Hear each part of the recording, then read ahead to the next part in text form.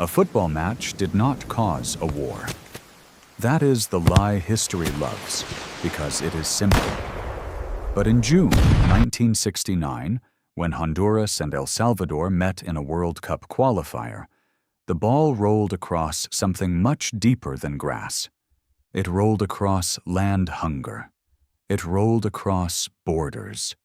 It rolled across families forced from farms, newspapers screaming for revenge, and governments that discovered hatred could be useful. The stadiums were packed. The flags were raised. The players thought they were fighting for a place in Mexico 1970. But outside the pitch, two nations were already standing near the edge. Then came the goals. Then came the riots. Then came the soldiers. And within weeks, the world would give the conflict a name so strange it sounded almost impossible. The Football War. If this story pulls you into the ashes of history, stay with ashes of time. Empires burn. Stories remain. Long before the first whistle, El Salvador was running out of room. It was a small country with a growing population, and land was the difference between eating and disappearing. Much of the best land sat in the hands of the powerful. For the poor, the future was often measured in the size of a field, and the field was never large enough. For many poor Salvadorans, there was no future on soil they could not own. So they crossed into Honduras.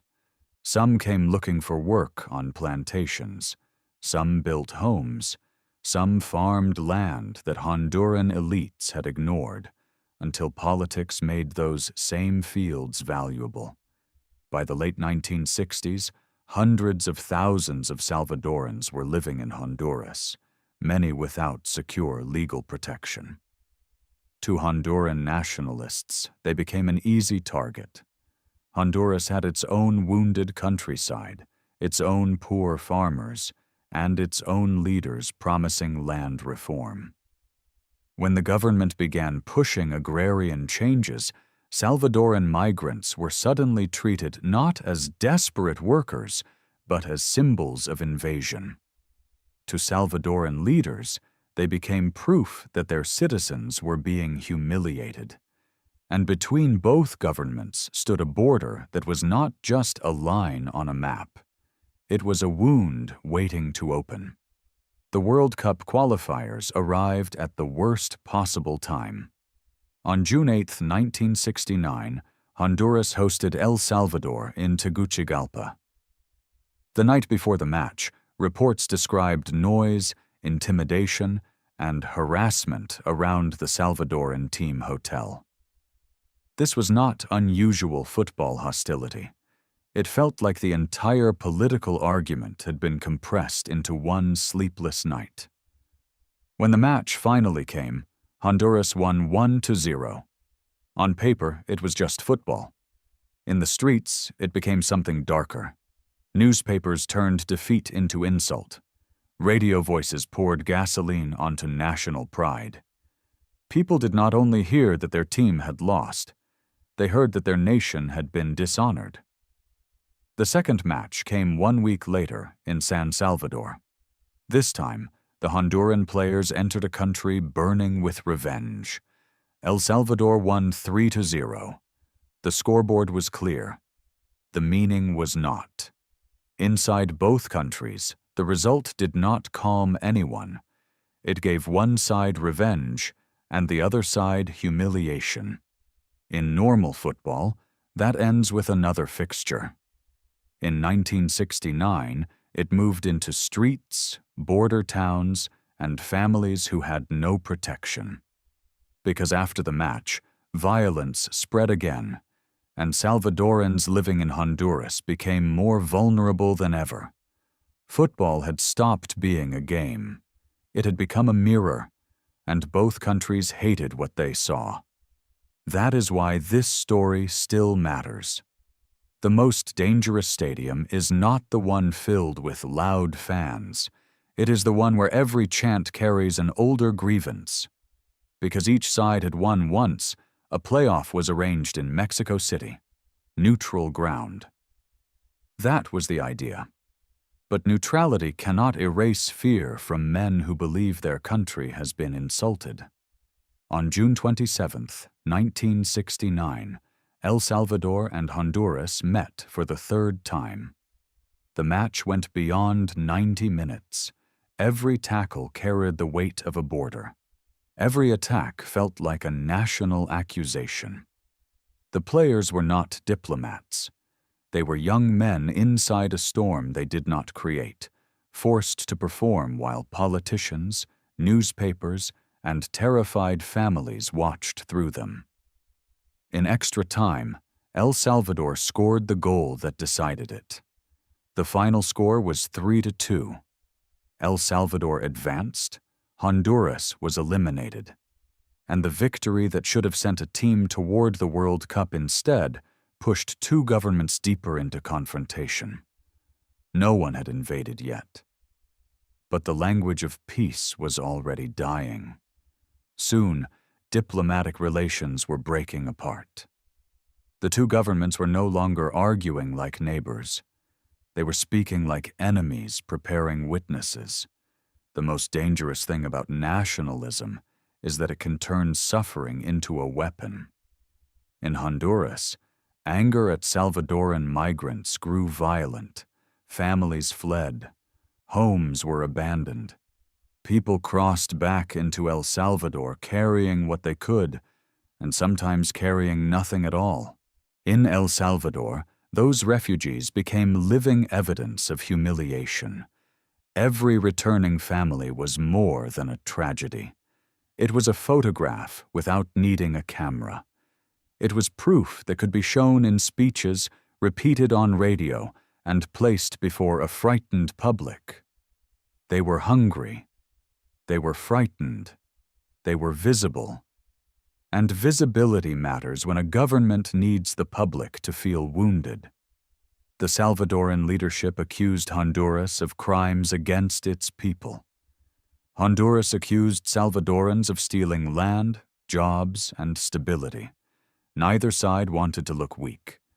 Neither side wanted to admit that deeper problems had been ignored for years. So both sides reached for the oldest political trick in history. Blame the outsider. And once a population accepts that its pain has a human target, compromise begins to look like betrayal. By early July, the border was no longer quiet. There were clashes. There were aircraft incidents. There were soldiers waiting for orders that could no longer be called impossible. Then, on July 14, 1969, El Salvador launched its attack. The war came fast. The first hours carried the chaos of a conflict planned by men who could order movement, but could not control consequence. Airplanes struck targets. Ground troops crossed into Honduras. Towns that had known tension now heard engines, gunfire, and panic. This was not a modern war of satellites and precision. It was a war of older aircraft, hurried columns, frightened villages, and men fighting over borders that poverty had already crossed long before the soldiers did. The conflict would later be called the 100-hour war because it burned for only a few days.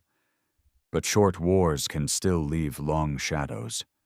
For civilians, 4 days is enough time to lose a home. 4 days is enough time to bury a brother. 4 days is enough time for a border to become a grave. And in those 4 days, the name Football War began to harden into legend, as if the world needed a strange label to understand an old human disaster. The Organization of American States moved to stop the fighting. Diplomats demanded a ceasefire. The pressure grew. By the night of July 18th, a ceasefire had been arranged. But peace on paper is not the same as peace on the ground. The guns can pause before the hatred does. Orders can move faster than grief. El Salvador wanted guarantees for Salvadorans still inside Honduras. Honduras wanted the invading troops gone. Both countries wanted to claim honor. And honor is often the last mask worn by exhaustion. By early August, Salvadoran troops withdrew. The armies stepped back. The maps returned mostly to where they had been. But the people did not return so easily. That is the cruel arithmetic of brief wars. The front line can disappear from the map while remaining inside the lives it broke. The displaced remained displaced. The dead remained dead. And the hatred that had been shouted from stadiums now lived inside families. El Salvador did reach the 1970 World Cup. That is one of the darkest ironies of the story. The country won its path to Mexico, but the glory was poisoned. The team arrived at the tournament carrying the shadow of a war that had just scarred Central America. They lost every match. They did not score a goal. For a country that had paid such a terrible emotional price to reach the world stage, the tournament offered no cleansing victory. Only exposure. Only silence. But the real defeat had already happened before the World Cup began. It happened when poor farmers became political symbols. It happened when newspapers turned grief into rage. It happened when a game gave leaders a stage for violence that already wanted to happen. History remembers the name because it is unforgettable. The Football War. But the name is also a trap. Because if we blame only football, we let everyone else escape. We let landowners escape. We let politicians escape. We let newspapers escape. We let the slow cruelty of poverty escape. The war revealed two governments that could not solve the suffering beneath them. El Salvador had too little land in too few hands. Honduras had its own inequality, its own instability, and its own fear of outsiders. Both societies had people who felt abandoned. Both governments found power in anger. And football, the beautiful game, became the perfect container for ugly things. A stadium can make a nation feel like one body, one cheer, one wound, one enemy. That is why sport can be sacred, and that is why it can be dangerous. Not because a goal can start a war by itself, but because a goal can give a wounded nation the story it was waiting for. That story can be pride, it can be revenge, it can be victimhood. And once millions believe the same story at the same time, it becomes stronger than the facts that created it. The football war lasted only days. Its consequences lasted years. Trade collapsed. Families were uprooted. The border remained poisoned. And in El Salvador, the pressures that had helped create the crisis did not disappear. They deepened, feeding the unrest that would later explode into civil war. So remember the truth carefully. Honduras and El Salvador did not go to war because 22 men chased a ball. They went to war because land, poverty, migration, fear, and nationalism had already prepared the battlefield. The match only lit the sky bright enough for the world to see it. And that is what makes the story terrifying. Not that football caused a war, but that a war was waiting so close beneath the grass. And when the whistle blew, history was already listening.